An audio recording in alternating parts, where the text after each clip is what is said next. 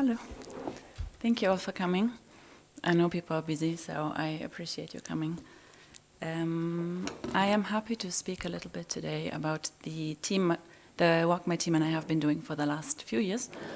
Let me start right away. So many of us work on things related to this year. We have a household or households, a community, a landscape at some point A. And we want that household, community, landscape to get to some point B. At this point B, we expect development. In our context, very often that is related to matters of adaptation. For example, this is not exhaustive in any way. Diversified livelihoods, improved welfare, resilience. Or we work on things that are related to mitigation, carbon sequestration, reforestation, emission reduction. So often, we assess the starting point, our point A. Sometimes we have an idea, or often we have an idea of where we want to go, our point B. But a question is often, how do we get there? How do we actually do this? So, since many of us here at ICRAF and also outside of ICRAF have worked on this before, we have found a few important things, obviously. One of them being that context matters. A second, that participation is important. That we need knowledge and skills. And somehow we need uptake at scale. Context, participation, knowledge and skills, uptake at scale. But again, how? How do we do this? Which processes do we follow? Which techniques do we use? Which sequence? Which tools? What actually matters and what doesn't matter? So I'm proposing to share ideas about the how that my team and I have been working on in 3 points. First of all, I would like to introduce the building assets and agency model. Second, I would like to introduce the integrated household leaky bucket tool. That's one of the fundamental tools we use in our project, and a lot of our research is also built on that. Third, I would like to share some lessons and insights into the importance of process. So the project I am talking about is called Accelerating Adoption of Agroforestry, AAA. This is an ABCD project. I'm listing ABCD here on this slide because you might have heard me speak about this, or you might hear people talk about ABCD and people are like, what is ABCD? So ABCD basically means asset-based community development. At this point, I just leave the terminology here. I will not address specifics at this point, but of course we come back to this. So for our project that we started in 2015, our main operational and scientific challenge was to design a model and tools and processes within that model that allow and support communities to define and design their own context-specific development options that promote sustainable livelihoods. This is the overall idea. Can we build a model that is very specific and very deliberate in how to support communities to do the stuff they want to do to develop themselves sustainably? So what we did is that we built this approach that now we call building assets and agency. Out of the many objectives that we formulated for the kind of work we're doing, there are 3 core points, if you will. So the first core point is that the approach is supposed to support sustainable engagement of communities in the development of their households, but also their communities. Second, we're interested in the approach enhancing uptake of context-specific adaptation and mitigation options and technologies. And third, the approach is supposed to facilitate and allow external actors to build a meaningful relationship with local partners. Not only build it, but also maintain and sustain it. Those are the 3 core objectives. So our project, just roughly, all of you know where we are. We operate in the area of Kisumu and Kericho counties. And we are building, or we are using project sites that had been used previously in previous ICRAF. Any links, and I can send them to you. The core principles of the ABCD approach that was developed in 2 separate universities, if you will. One at the University of Illinois in the US, in a context of inner city development of especially poorer neighborhoods, and second at the Coady Institute in Nova Scotia in Canada, where the ABCD principles and approaches were adapted to a context of international development. So some of the core principles of this ABCD approach, so asset-based community development, is that you start with what you have. You look at your assets, you look at your strengths. You do not look at your deficits, you do not look at your needs, or not necessarily. This is not your starting point. Your starting point is what do you have and what can you do with it. The second is agency. So agency, I'm not sure if the term of agency is very familiar, but in our context, agency can mean many things, but basically agency to us means that communities are able and willing to drive their own development without external assistance and without external support necessarily. But there's a possibility of fostering, of maintaining, of supporting people's agency in doing so. And much of that agency is related to social assets. You might have heard the term of social assets, generally speaking, but social assets became very familiar in the context of the Sustainable Livelihoods Framework, DFID's work, and the asset assessment. So those were assumptions that we knew we had to build our approach on. The second thing we did is that I said that we had a pilot project from 2011 to 2014, and we carried out some research. This is one of the publications we developed based on that. And some of the main determinants of successful engagement in sustainable livelihoods options, as we had defined it at that point, was location, was land size, was livestock, and was not being old. There are a few other results, but those were some thinking points for us that we had to include in the way we're designing our model. Barriers also, capital, climate change. Based on that, we started developing our approach. Now, if you look at this and you think that this is how we started, this is not how we started. We started with our assumptions. We had a few ideas of what we wanted to do and how they came together and how they concretized. And until we were able to actually show them in that model, took us a very long time. So I invite you to read this figure from the top left corner to the bottom right corner. And the main narrative, the main model, and the main process, if you will, is to follow the beach circles in the middle that go all through the diagonal. The blue boxes are explanatory factors for the circles. And then we approach our work in 4 steps. So the 4 steps are the columns that you can see. And then there's also the lines, the rows, that show a differentiated degree of involvement of staff. So as we move from the upper line, where that is project staff driven, to field staff driven work, to field staff and community driven, to finally only being community driven, with some backstopping, but basically this is our exit strategy.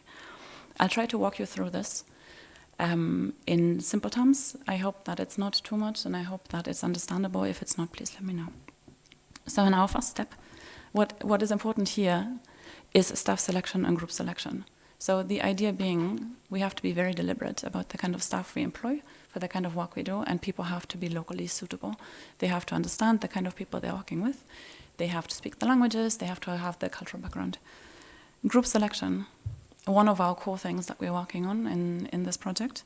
I'll speak about that more in terms of how we do this. But the most important point that we're trying to make through this approach is that many projects fail because they select or they do not spend enough time in the beginning to think about who they actually work with. So projects might not be successful, and we might even discard an entire very good project idea or project approach because we think that our M&E shows us that the project failed. Very often we do not take a step back and actually consider that we might just not have worked with the kind of people who are interested in what we had on offer. So us as an institution, as any external actor, we have an identity, if you will. We have an identity, we have practices we use, we have things we're good at. So if we want to have a successful project, we have to find people who are interested, who demand the kind of things we have on offer. For example, very briefly just here, if we approach a group that does HIV sensitization, for example, we are a bad match.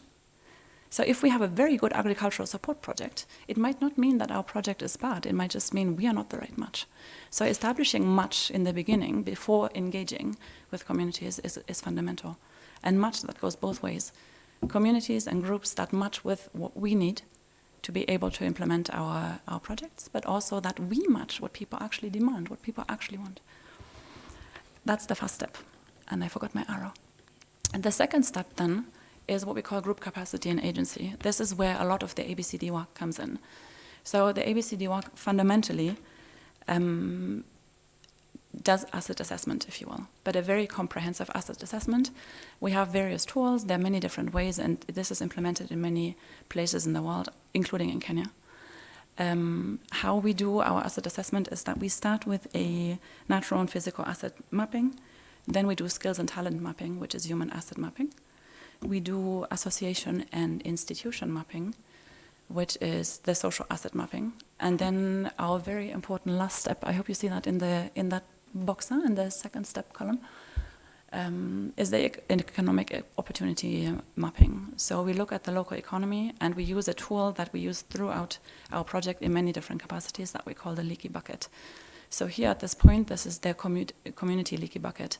And the idea is relatively simple, but it really is very effective. So the idea of the Leaky bucket is you map what comes into your community and what goes out of your community and what circulates within your community in the bucket. And the idea is very basic. Either you increase the inflows, so either you increase whatever comes into the community, or you reduce the outflows. Very simple approach. We use this in many different ways, and we'll speak about this more. So after the communities go through that cycle, and typically it's a 1 week cycle, where it's very participatory, obviously a lot of different modules, and we've done this for a long time, so we know how we do this.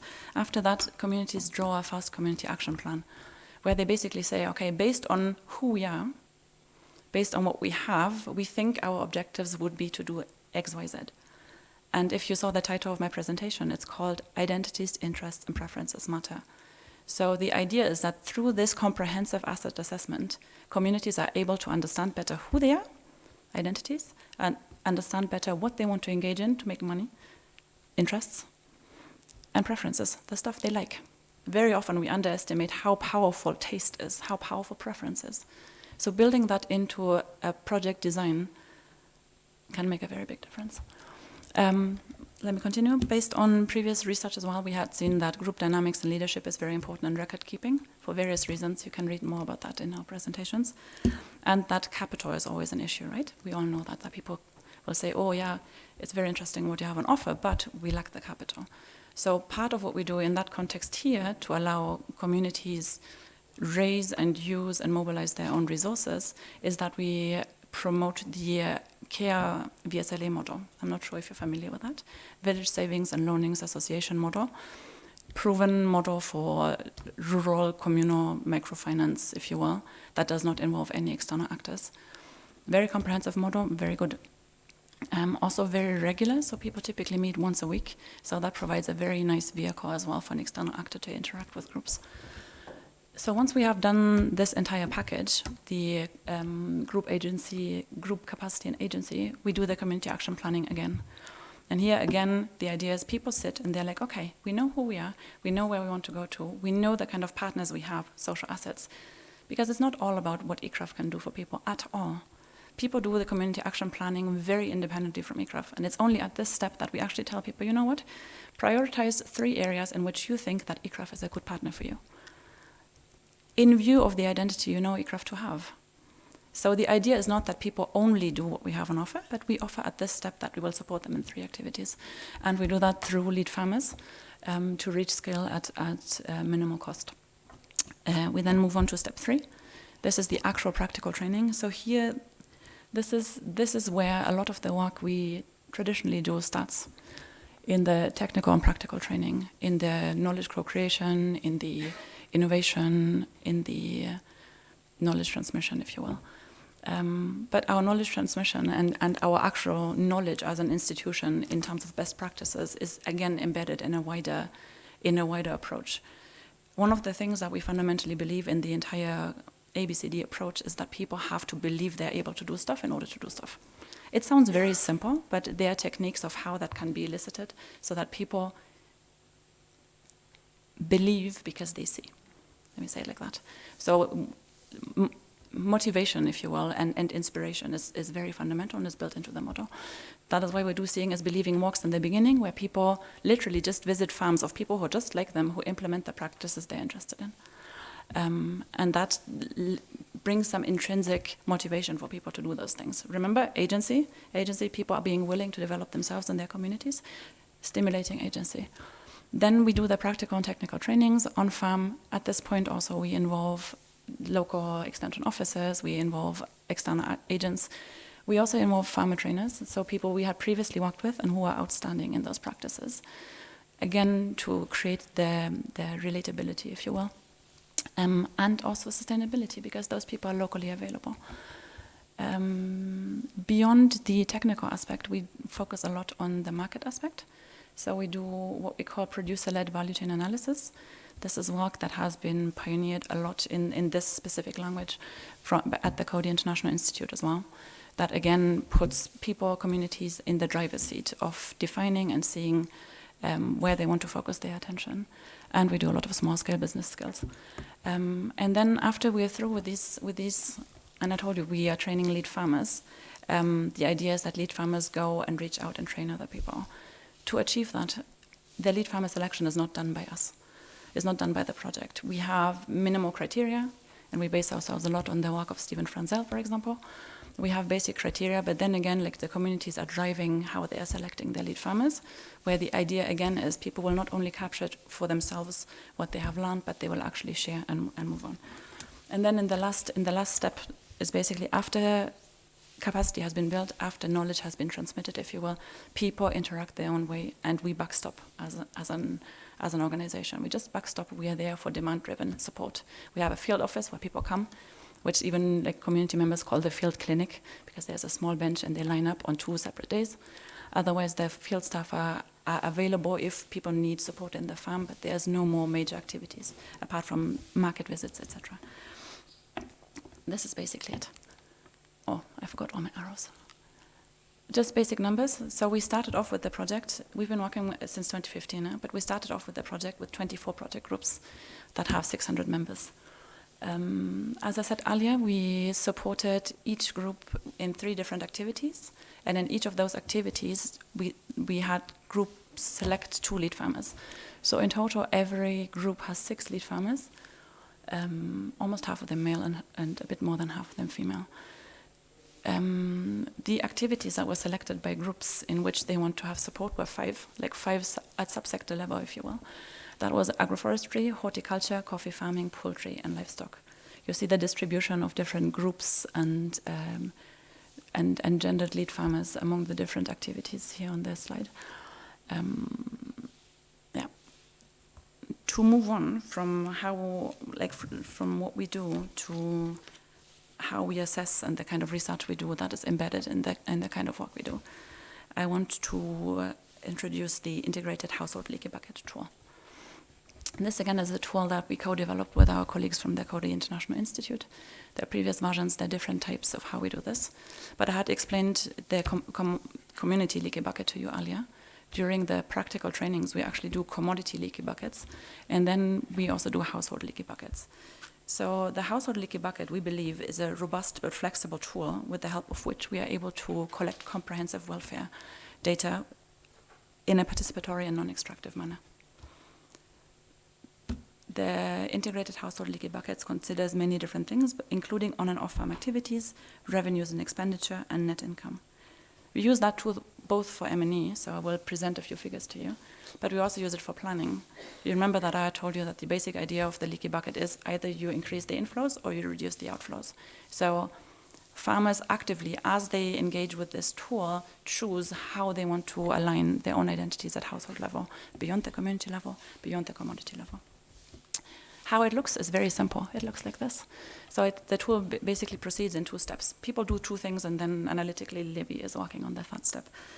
First is that people collect their total on-farm activities, their revenues, and their expenditure. The forms that people typically use are very open. That is why it's flexible. It's just that it's separated in on-farm and off-farm. So the second is off-farm, and then in the end, it miraculously comes together into the net household income. This is the integrated household leaky bucket, if you will, the final step. So how we imagine this to look, of course, we want to collect data that looks like that, where people really specify, oh, they harvested this and that much, and this is how much income they got. and they remember exactly at which point they bought how much fertilizer for what. But in reality, often it looks like that, or like that, or like that. But still, the basic information is there. People understand the tool, people use the tool, and they engage. If you're interested in how to administer that tool, it's a bit complicated, but we have found a strategy that works really well to administer the tool to make sure that people fill it in a way that is meaningful. Just to share a few results. And you have seen the tool is flexible, so in principle it is possible for people to input, or people input whatever data they want to input. And then it depends on us how we choose to align, how to classify certain things. So in a first step, what we have done in the 3 consecutive rounds where we have collected our data is that we separated all of the results into cash inflows on and off farm, cash outflows, net profit, net loss, on farm, off farm, and then net total income. These are just figures we use. Why we find this important is because it shows underlying dynamics, if you will. It shows dynamics beyond the final net income figures that often we see. And also the other way around. So sometimes you will see that if you consider other types of, like here, for example, in the first year, we did not have a lot of increase in inflows overall across the board, but we had a lot of reduction in expenditure. That's typically what happens across the board when people start using that tool, because they start noticing all the kind of unnecessary expenditure they have. So we had a very important net income increase. In the following year, then it was the opposite. The net income increase was very minimal, but there was a lot of activity in the individual lines. So people started having much more inflow, but also much more expenditure. What does that show us? It shows us that net figures might not be a very reliable source, but it also shows us that there must be a lot of livelihood effects. I'll speak later about whether or not this tool is sufficient, or whether or not the way we analyze that data is sufficient, but just to show you this at that step. I also spoke about that we do work into group selection, right? Ex-ante group selection. So the idea is, am I able to go into an area, and before I start working on a project, am I able to identify whether or not I should work with a specific community group? Since we work with community groups here in the Kenyan context, this is the vehicle I will use, but in principle, any kind of formation can be considered an individual, a community, a landscape, whatever. So for us, it's the group selection tool. Again, obviously, we based our tool on previous assumptions and previous research that had been done. And we developed a tool that had 7 material well-being indicators, with the hypothesis being that perhaps people need a certain level of material well-being, and the question being, where's the threshold for them to be able to engage in ABCD? The second thing was based on ABCD principles, agency matters. So we had 7 group agency indicators, and we defined 4 group types based on that. So group type 1, as you can see on the upper graph figure, group type 1 is high in material well-being, high in agency. Group type 2 is high in material well-being, low in agency. Type 3 is high in agency but low in well-being, and type 4 is low in both, according to our tool. We administered the tool in the area where we wanted to work, in Middle Nyando, and we went into community meetings. We had the local administration call for meetings, mobilize all community groups. We explained what we wanted to do, and we asked people whether they were interested in collaborating with us. So we handed out our survey forms, if you will, and they returned them to us. And in the course of like 2-3 weeks, I think, we had 240 applications, out of which a few had to be taken out, and pre-selected 56 of them, and in the end confirmed 24 groups. Already at that stage, it was really interesting because we were basically unable to find groups that were high in material well-being but low in agency. But still, so in the end, we went ahead and we've been working since 2015 with 7 group types 1, 3 group type 2, 6 group type 3, and 8 group type 4. I'm just showing you a small map. If you remember the middle block you had seen earlier, this is how they are loosely allocated across the map. So now our idea was initially very straightforward, of course, that we thought we can use the integrated household leaky bucket data and define net income quartiles, and then see how the group types interact with those quartiles. So the idea was there should be some kind of trajectory. There should be some kind of trajectory of groups, and obviously we had hoped that they follow our hypothesis. now we looked at that output and we're like, does not seem to be the case. Don't spend a lot of time looking at this. You can't see much. I'm just showing you how our research process is slow sometimes, and we don't achieve what we want to achieve immediately. We also carried out a few regression analyses, looked at the individual indicators that were part of the group selection tool.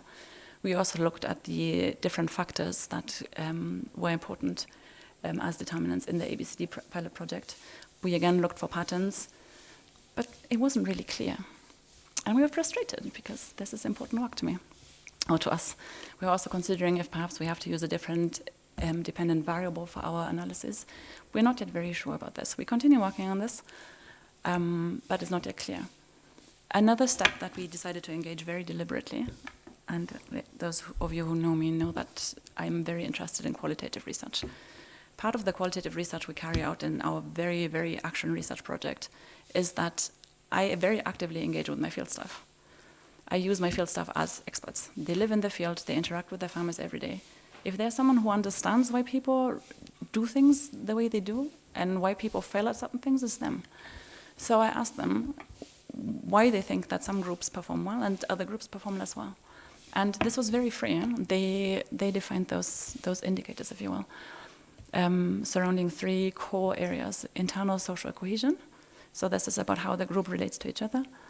External social cohesion, how the group interacts with other within the wider community and with other community group, and then also the financial opportunities thing, with different sub-activities, if you will, or sub-indicators. And the thing that was interesting in this entire expert elicitation, if you will, is that then later, after we had done this and after they scored all of our groups across those indicators and everything, we asked them, okay, so which ones of those groups would you actually think we should continue working with? Like, which ones do you really think were able to pick up on what we have on offer? And my field staff they're very good. They're very, very good. They've been involved in everything from the beginning, and so their assessment, if you will, is very valuable.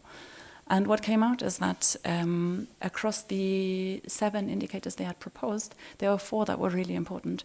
So 1, that groups actually do work together, that they regularly get together and that they do stuff together. 2, that they do not only operate within themselves, within their own community group, something we've all seen, but that they interact with the other people, which is also related to exchange and outreach. So the successful groups are very active in outreach and exchange with other people, and they do the VSLA. So they do this group savings and loanings, which fosters so many things. There's a lot of literature about VSLAs, like about these kinds of group savings and loanings associations in general, but about VSLAs in particular. And I encourage you to read some of that because it's very interesting. It fosters trust, it fosters regular interaction, it fosters reliability, and it fosters interest in the other people's achievements as well. Because if my interest payment depends on you being able to repay your loan, I'll be interested in you carrying out your activities. So it's a very interesting tool, that VSLA, and it was shown here as well. The last step, or so far the last step that we did, was that we asked as well, like, which characteristics the lead farmers who are successful have. And the 4 things that our field staff came up with is that they said, really, in people who are good, in people who really made use, not people who are good, but people who made use of us properly.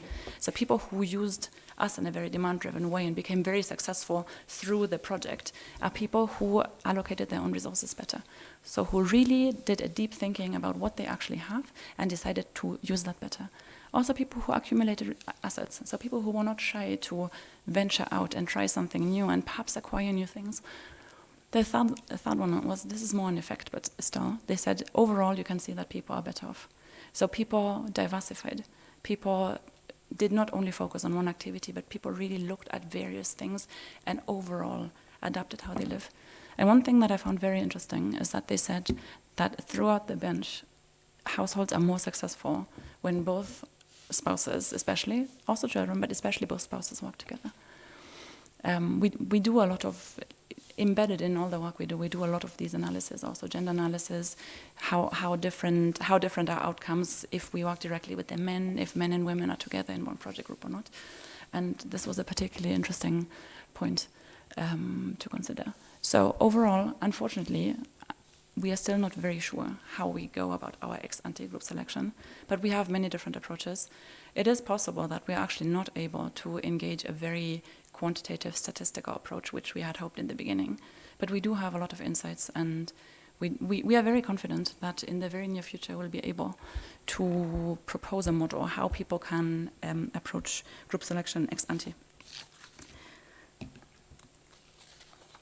Let me move on to my last point. Insights into the importance of process. I recently published this think piece, if you will, that is called Bridging the Divide in Community Development, the importance of process in linking community demands and responsive external support. So again, the idea of creating meaningful communication between an external actor and a local actor.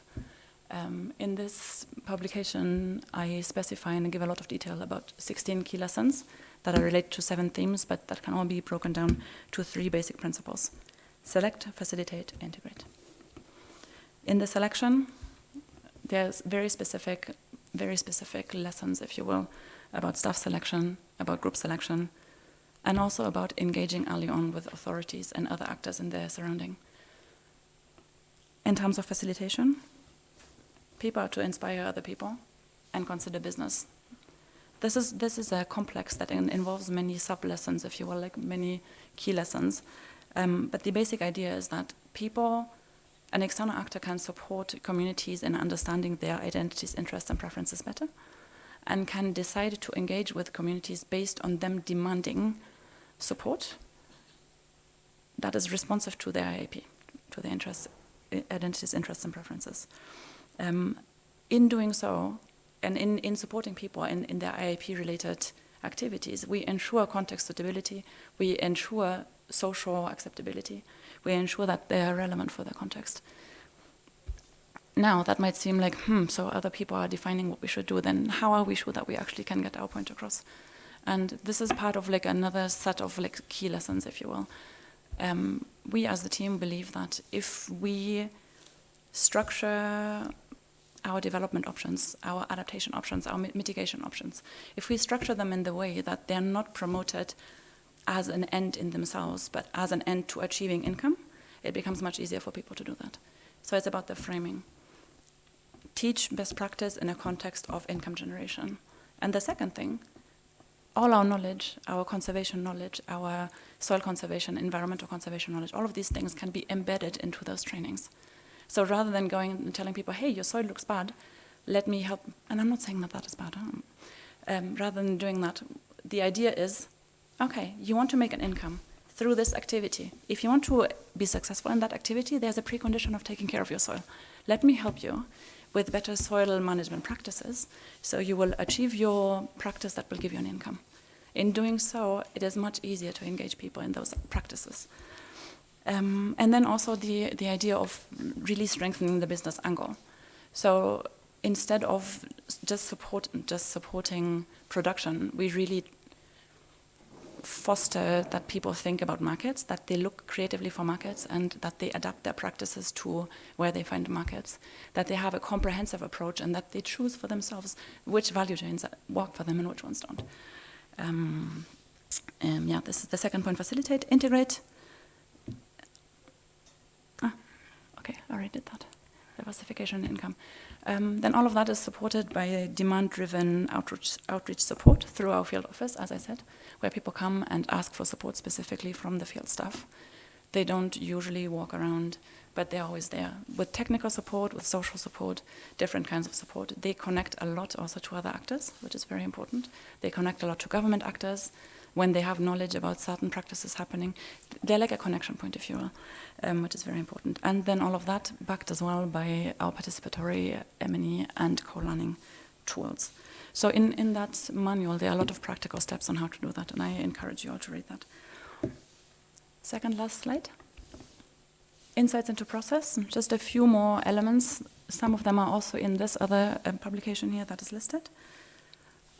Also outcomes of conversations with our field staff were about the tricks that successful lead farmers use.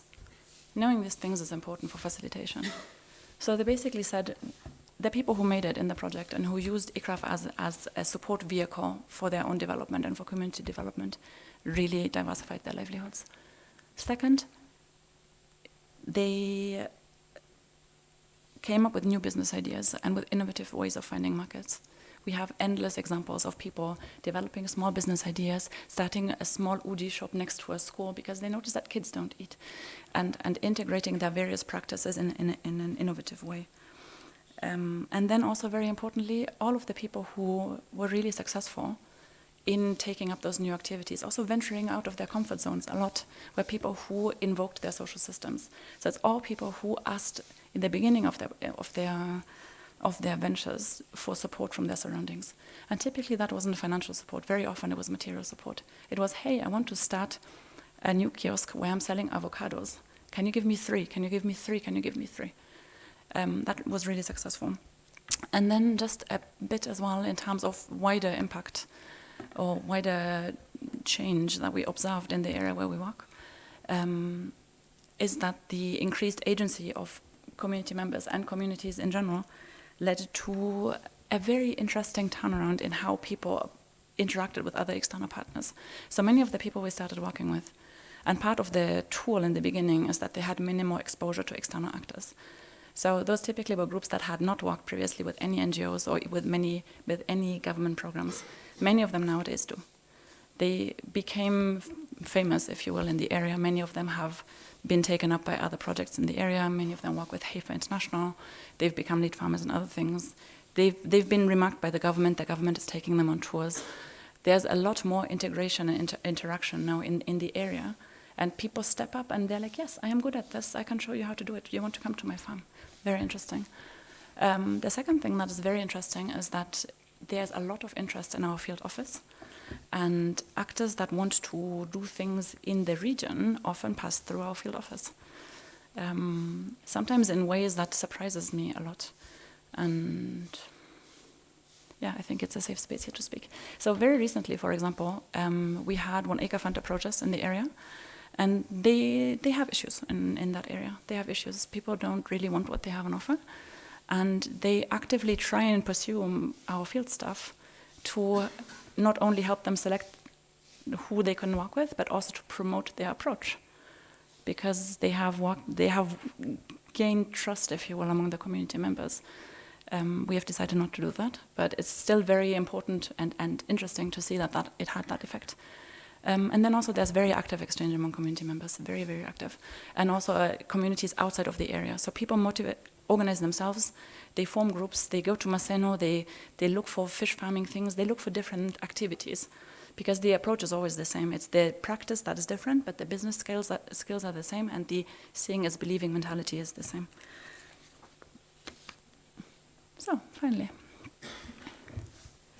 Our main objective was to develop and test a model, right?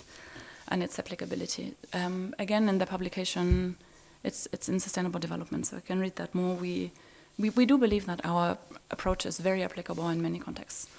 It is sensitive to certain things that have to be taken care of during implementation, but we think we have shown that it works.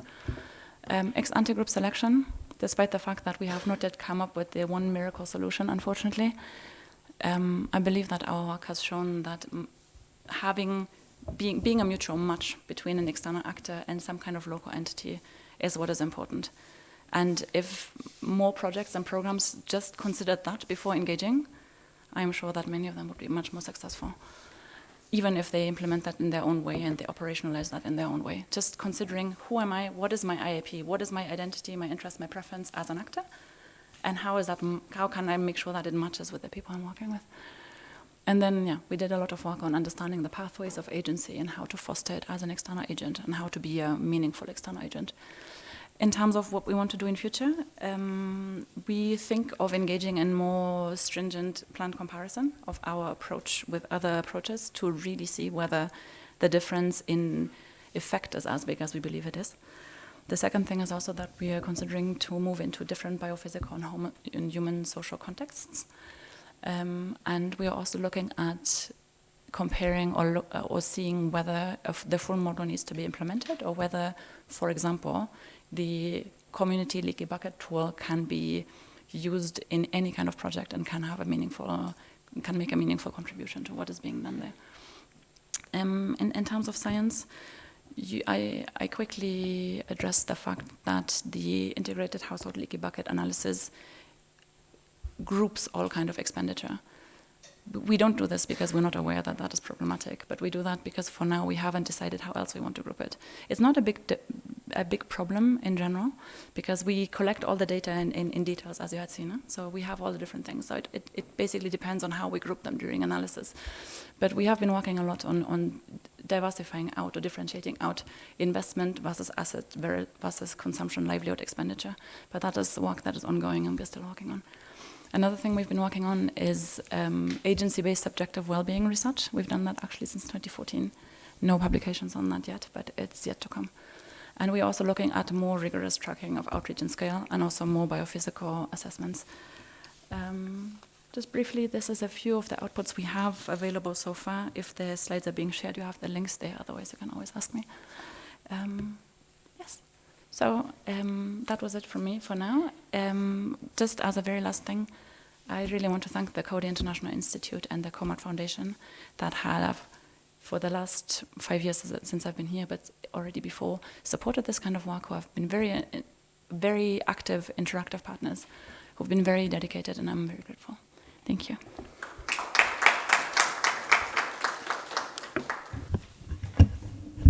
Thank you so much, Lisa, for an excellent and a very insightful presentation.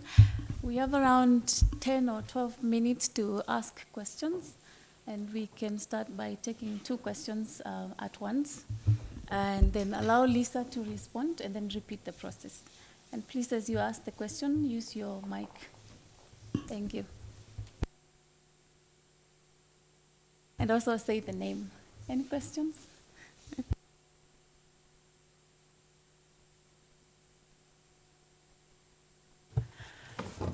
I am Céline Termote from Biodiversity International.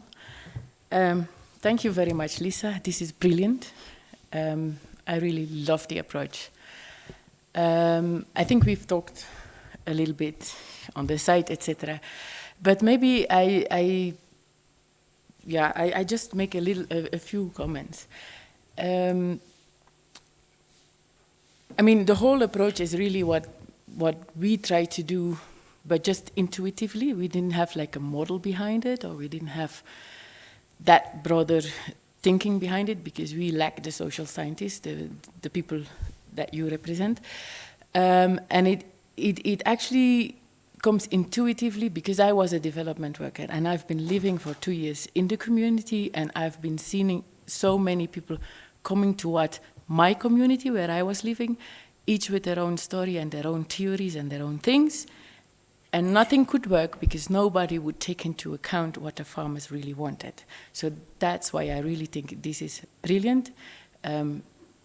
Us now, we have a model behind actually what we were already doing.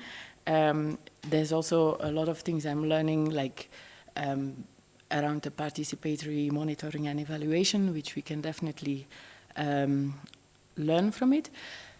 Maybe for the others, very quickly, what we did, we were focusing more on the nutrition side. And so we had like a proper baseline, the more scientific, whatever, that was not so very participatory, and we had a proper end line, but in the middle we actually completely followed the way how you did, but our focus was improving nutrition. So you will, and we got really brilliant results. We dietary diversity scores, women meeting dietary diversity went up from 30% up till 80%. And I really think it is because of the whole way we were working. And so we can actually, Julia just published a paper, we can put the statistics on the table if you want to help you, because we have them ready. And a few comments just, one of the things, if you focus too much on income, you hear me coming, I'm coming from the nutrition side, you might lack out on the nutrition and the health of the people. So I would really like to sit together with you and to figure out how can we look beyond income, because once people have the income, it depends on how they will spend it. If they want to increase the assets or whatever, they might just buy the starchy staples which are very cheap and leave out the more expensive nutritious vegetables and fruits, etc. So I would really want to sit down with you and see how can we maybe also look at that, because that's part of well-being, that's part of improving your life. It's to do with your health, it's with how children will perform in school, everything. So there's a lot of things to be said around that. So basically, yeah, that were my two comments. Like, if it can help you, we have this paper, we can help you, we have some statistics on the table by using a very similar approach, only we didn't have a name, how to call it. And secondly, the nutrition aspect, how we can look beyond incomes, maybe. Thank you. Since this was a comprehensive comment, let me answer right away. First of all, I'm one of the things that I hope I did not miscommunicate, if you will, is not to say that what we do is new and we're the only ones who do this and we're the first ones who do this. This is the kind of work we do is aligned with a lot of other fields and similar approaches. I think what matters about what we do is really the fact that we are aware of the different pieces that we believe are necessary, and also this sequence. Certain things need to come before other things for them to become meaningful, and that is something we are very happy with, that we finally got to a point where we believe that we actually know how to program this, if you will. It makes project implementation much easier, but it doesn't mean at all that we think that other people don't do this. And I'm very happy to hear that it works so well in your context. Focusing more on the nutritional side, one of the things I've always told people is that in principle what we propose is an approach. It is, I call it a sustainable delivery mechanism. The content of what the external actor wants to promote can change, as long as it's meaningfully embedded and it's aligned with people's interests. What I fundamentally believe in is that as an external actor, you're able to achieve change, behavior change, which we are all somehow interested in achieving, if we are able to align people's interests with our interests. So making sure that we have a deliberate approach in how we understand people's interests and aligning what we have on offer with what they want, then it basically anything can be transmitted, any kind of technical knowledge. The last thing, looking beyond income, absolutely. So one of the many things, we are a team of 4 within ICRAF, and then we have our external partners from the Coady Institute, and we have many external partners through the Coady connection, if you will, where we really work on different tools. We work very closely with people in Ethiopia as well, with some people in India, some people in Vietnam, where we implement several things and similar things. And that has been one of the discussions. How do we actually prove success, if you will? How do we assess whether or not an approach is working? And it's very complicated. So we do the subjective well-being, agency-based subjective well-being assessment. That is much more comprehensive as such. But I was presenting those figures because there's always this balance between having qualitative work and having people want to see figures. We do a lot of work also on alternative return on investment models for our donor, because he's interested in seeing that. He's very sensitive to context. The donor organization is very sensitive to context and to complexity, if you will, but still want to see figures. So we work a lot on defining different models. We work with external economists, etc., etc. But their comment is well taken. Thank you.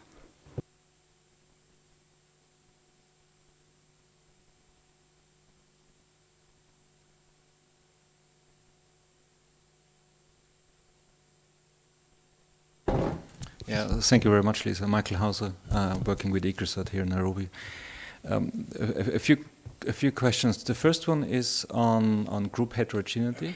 How do you account for and eventually facilitate the alignment of identities and beliefs around the topic within the group?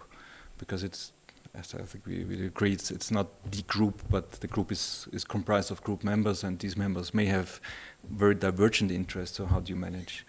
How do you manage those? Secondly, around identity, which I believe is a key concept that we have overlooked in the ag space for, well, all its existence. And I say so because identity is a key determinant of human behavior. Now, how do identities change over the period of a project life cycle as you have mapped out? And do you have metrics to measure those changes with regards to well-being? Because that's another determinant of identity. If you live in a survival mode, your identity is very different to being in an investment mode. How do those change over the course of a project life cycle? And the big question to us is always where to intervene, where to enable and support. Kind of third question, what lessons can we draw from answers to the second and the first?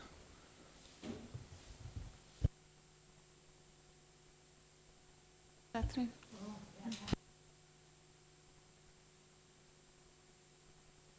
I'm Katherine, working in the systems thing and managing a project. So I'm wondering, I find the processes you are using complementary to what we are doing. And my issue is participatory. We are using participatory or like plant comparisons, participatory trials in our project. So how do we now use this process, especially in this quantifying? We have groups, we have formed groups, cooperatives, and individual farmers doing that. So my interest would be more quantifying the socio aspects, because we would go so much biophysical and we forget the socio aspects.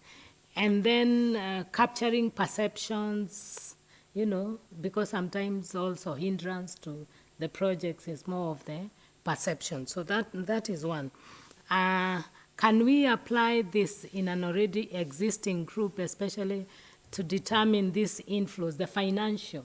I'm very much interested in the financial because we have some value chains which seems to be working, but how do we really work along with the farmers to ensure their records are right and that they are actually making good business, not only in terms of monetary, but the social benefits and the savings they do, rather than just looking at how much they are selling, how much saving are they doing.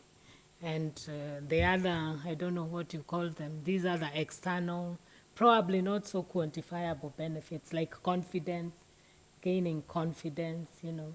When you start the project, they are not there, the knowledge, how you quantify all that. Okay, thank you. About the alignment of the identities, interests, and preferences,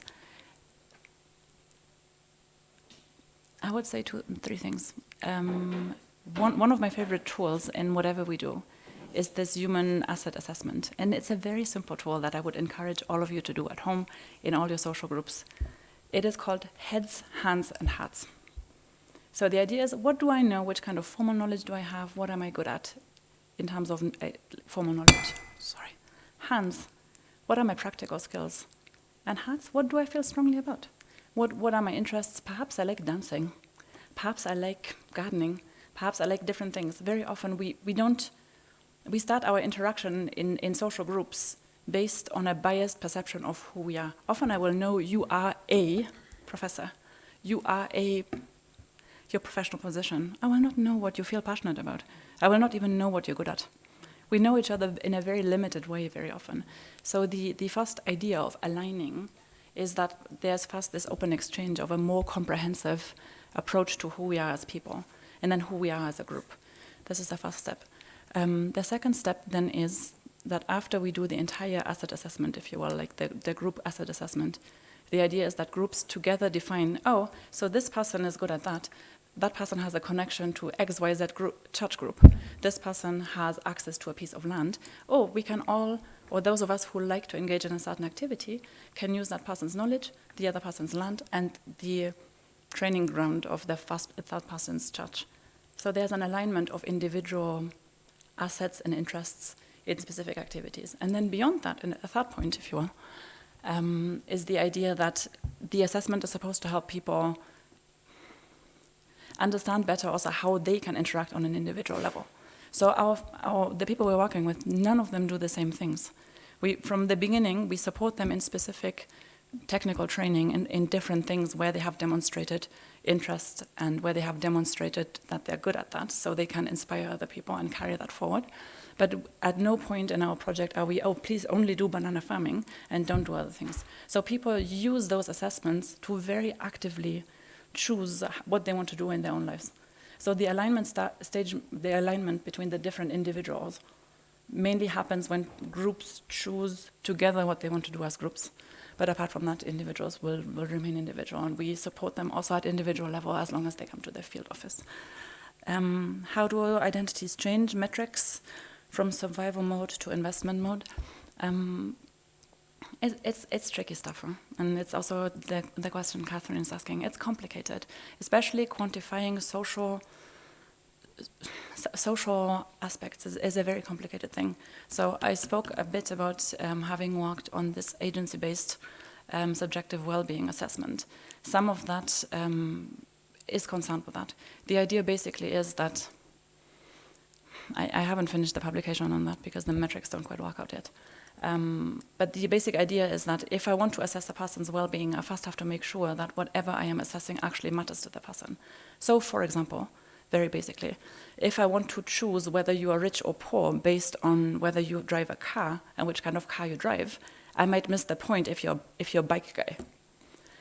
So we first of all identified 20 categories that that communities in the area, through a very long participatory process, we identified 20 categories that people say contribute or are related to well-being.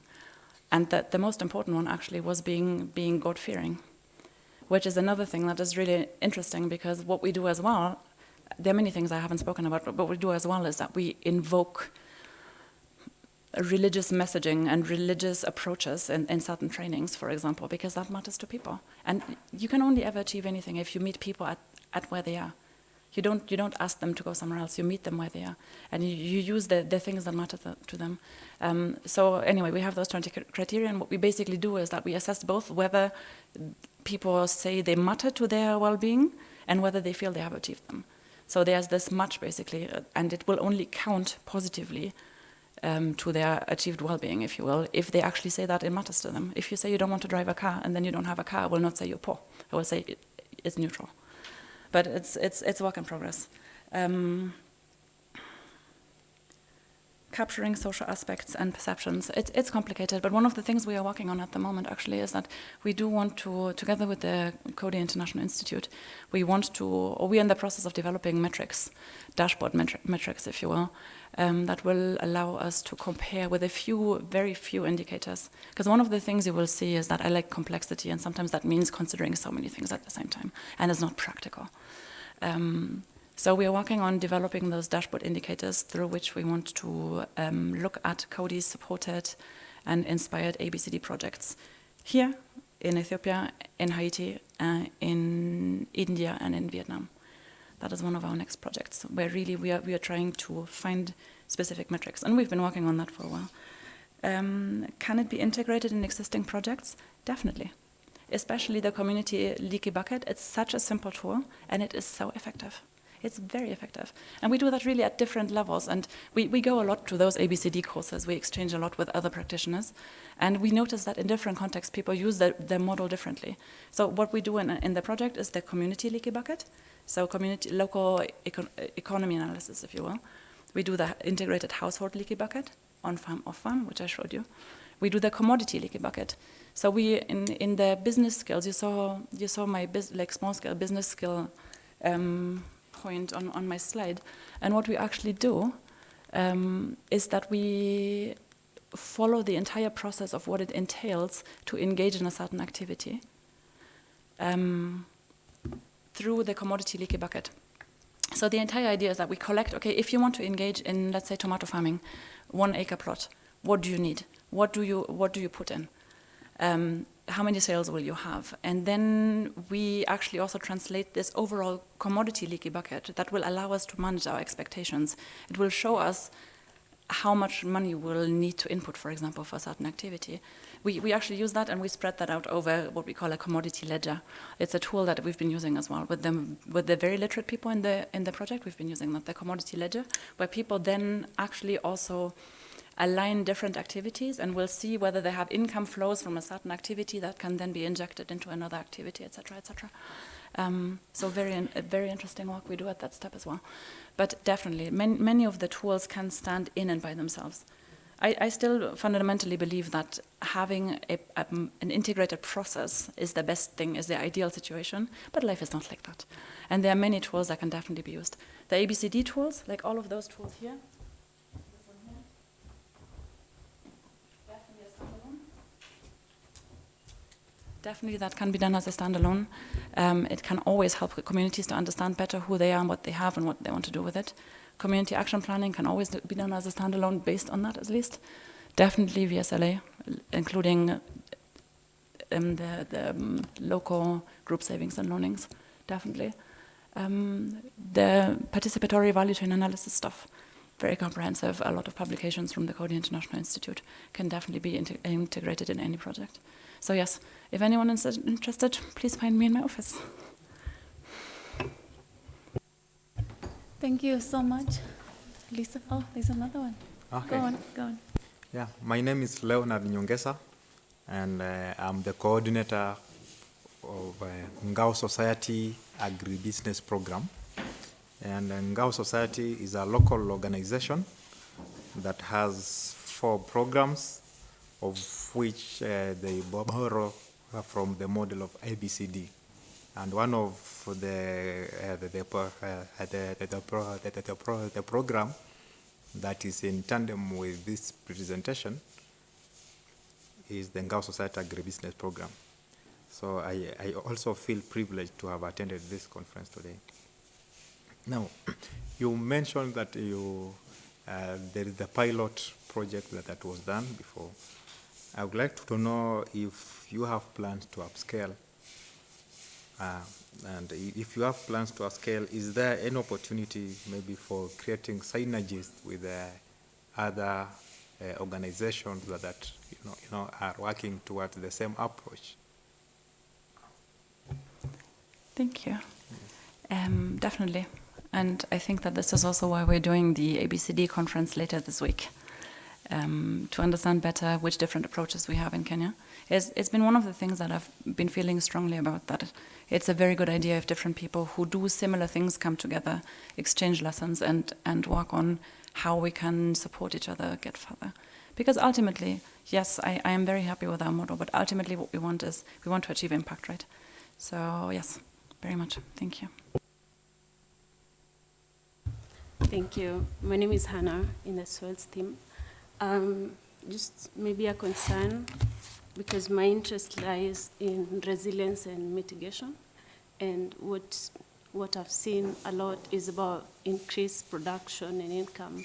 So I'm wondering whether there's a connection in which, when you're doing the farmer selection and when they're selecting their projects, what to get involved into, is there either maybe an external push towards resilience in whatever they're doing, or mitigation in one way or the other? Thank you. So overall, this is what I believe I said earlier when I said that the approach can be used as a vehicle for any kind of content. Us as an organization, we of course also support those objectives. So this is exactly what we embed in all the other trainings. We do not go for maximum intensification, maximum input use, not at all. So what we do is that we support people in the activities they're interested in, while using our alternative knowledge about how integrated farm management and integrated systems approaches to their activities can work. And that's what I said earlier as well, like that all of the knowledge that we have within the organization, but also in partnership with the local extension workers that we work with, the idea really is to use existing knowledge on how to improve agroecological approaches to engaging in those activities. So yes, very much. Thank you. Let's give another clap to Lisa for a good job. And thank you so much for coming for the presentation. Thank you, Lisa.